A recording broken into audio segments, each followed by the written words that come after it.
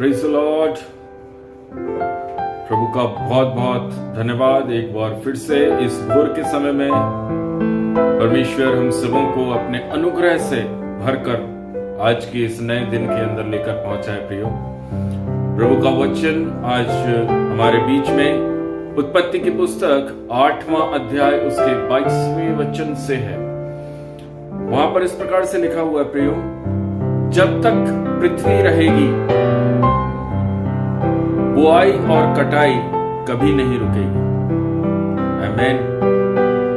मेरे प्रियजन, परमेश्वर के वचन के अंदर पवित्र शास्त्र बाइबल हमें बुआई और कटाई के बारे में सिखाती है।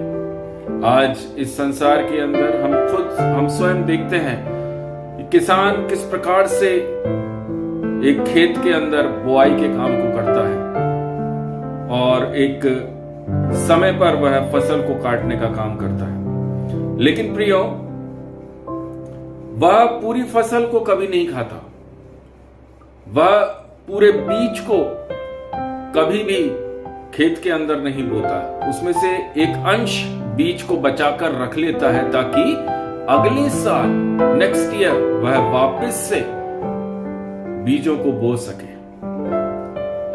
मेरे प्रिय, बोने और काटने का यह समय प्रकृति के द्वारा इसके अंदर कोई चेंजेस नहीं होता। जैसा परमेश्वर ने इस टाइमिंग को बनाकर रखा है कि बोने का एक समय है और काटने का एक समय है, इस वचन के अंदर कोई भी ऊपर नीचे नहीं होता। परमेश्वर के साथ हमारे चलने में भी यह नियम लागू होता है। हम किस प्रकार से परमेश्वर के साथ में चल रहे हैं, ये नियम एक मसीही व्यक्ति, एक विश्वासी जन के अंदर भी यही नियम लागू भी होता है, क्योंकि यह परमेश्वर का नियम है। विश्वासियों के लिए बहुत ज्यादा जरूरी है कि हम भी इस नियम को सीख सकें। हमें सोचना चाहिए कि हम तनावग्रस्त रहना चाहते हैं या हम धन्य मसीह लोगों के बीच में आना चाहते हैं। दोनों के बीच में यह वचन अंतर करता है। अगर आप अंश को परमेश्वर के राज्य में एक बोने वाले व्यक्ति हैं तो नो डाउट आप एक धन्य मसीही हैं, एक ब्लेस्ड क्रिश्चियन हैं। लेकिन अगर आप उस बोने में से भी नहीं बोने वाले हैं या बोते हैं तो उसमें से भी आप थोड़ा बोते हैं, तो आपके लाइफ के अंदर एक टेंशन, एक तनाव हमेशा आप देखेंगे। एक वाकयात मैं आपके बीच में शेयर करना चाहता हूं अपने ही लाइफ से। कुछ समय पहले की बात है, कुछ सालों पहले की बात है। हमारी फैमिली के अंदर कुछ फाइनेंशियल क्राइसिस से हम लोग निकल रहे थे। एक बहुत ही ऐसी रकम थी कि जिसको हमें पाना उस वक्त बहुत मुश्किल था। हर तरफ प्रेयर रिक्वेस्ट, प्रेयर, फास्टिंग और सारी चीजें करने पर परमेश्वर ने इस बोने वाले वचन से, इस बीज के बोने वाले वचन से प्रभु ने बातें करी। उस वक्त कंडीशन ऐसी थी कि बीज को बोना बहुत मुश्किल था, लेकिन फिर भी प्रभु ने मन के अंदर उस कुबड़ी स्त्री के बोने को डाला जिसके पास कुछ नहीं था। उसने अपना सब कुछ प्रभु के दान पेटी में डाल दिया और प्रभु यीशु मसीह ने जब देखा तो उसने बोला, इसने सबसे अधिक बोया है। वहां से जो बोना प्रभु ने सिखाया,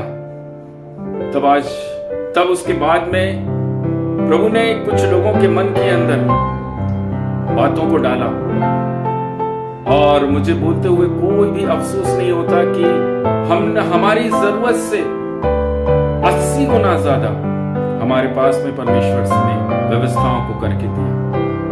मेरे प्रियो, हमारा बीज बोना यह सोचकर कि हम अच्छी भूमि पर बीज बो रहे हैं, यह जरूरी नहीं है। बोया गया बीज कितने गुना ज्यादा उगता और पैदा करता है, यह ज्यादा जरूरी है। आपने जो बीज परमेश्वर के राज्य में बोया है, वह किस मन के साथ में बोया है। कि वह आपके जीवन के अंदर उन आशीषों को लेकर आ सके। मेरे प्रियो, आज जब आप बीज बोते हैं, आज जब आप प्रभु के राज्य में बीजों को बोने का काम करते हैं, खुले मन के साथ में आप बीज बोते हैं। कुछ लोग अपने नौकरी से प्रभु के राज्य में बीज बोते हैं, कुछ लोग अपने बिजनेस से प्रभु के राज्य में बीज बोते हैं। ये बीज उस वक्त काम आता है जब हमें सबसे अधिक आवश्यकता होती, जब हम प्रभु से पूछते हैं, प्रभु मेरे पास कुछ नहीं है, मेरे लिए व्यवस्था को खोल। तब प्रभु क्या करता है? प्रभु इसी बीज में से आपके लिए वो निकाल कर देगा जिसकी आवश्यकता आपको है, और बहुत तायत से देता है, क्योंकि आपने आनंद के साथ में बोया है। अगर हम कुड़कुड़ा के बोएंगे तो हमें उतना ही मिलेगा जितना हमको चाहिए, लेकिन अगर आनंद के साथ बोएंगे तो हमें बहुतायत से मिलता है। मेरे प्रियो, हमारे ऊपर निर्भर करता है कि हम तनावग्रस्त, चिंता से भरे हुए जीवन को चुनते हैं या हम एक धन्य जीवन को चुनते हैं, एक ब्लेसेड क्रिश्चियन लाइफ को चुनते हैं। हमारा बोना डिसाइड करता है कि आप परमेश्वर के राज्य में और इस संसार के अंदर एक तनावग्रस्त व्यक्ति हैं या आप ब्लेसेड, आशीषित, धन्य व्यक्ति हैं। प्रभु आप लोगों को बहुत आशीष करे। निर्णय आपका है।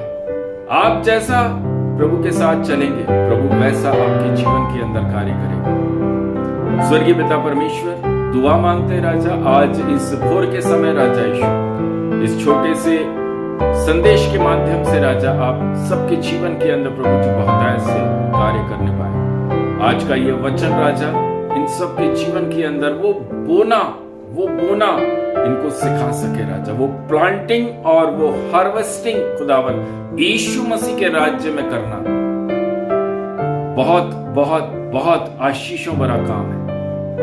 प्रभु के लिए देना, प्रभु के लिए बोना, भूखों को रोटी खिलाना अच्छी बात है, नंगों को कपड़ा पहनाना अच्छी बात है। परमेश्वर ने कहा अच्छा है ये, लेकिन इन कामों को करके आप ये सोचें कि आप स्वर्ग में पहुंच जाएंगे तो नहीं, ये काम आपको स्वर्ग में नहीं पहुंचा सकते। दान दशमांश देकर आप स्वर्ग में नहीं जा सकते। स्वर्ग में आप तभी जाएंगे जब आप अपने कर्मों से वचन के अनुसार चलना प्रभु के सामने प्रदर्शित करेंगे। जब आप उसके सारे वचनों पर पूरे शिद्दत के साथ में, विश्वास, योग्यता के साथ में चलेंगे, आनंद के साथ में चलेंगे। जब आप बोएंगे तब खुशी के साथ में बोएंगे, और प्रभु कहता है तुम खुशी के साथ काटोगे, और इतना काटोगे कि फसल तुम्हारी कभी खत्म नहीं होगी। मैं धन्यवाद देता हूं प्रभु, बैठे हुए सुन रहे सारे बच्चे, भाई बहन, बुजुर्ग, जवान, सबके जीवन के अंदर पवित्र आत्मा आप कार्य करना राजा। ये बीज बोने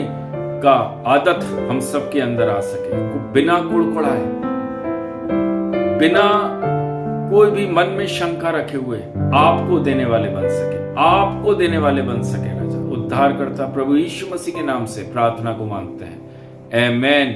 प्रभु आज के दिन में आप सबों को इस भोर के समय बहुत बहुत आशीष करे, आमेन, आमेन।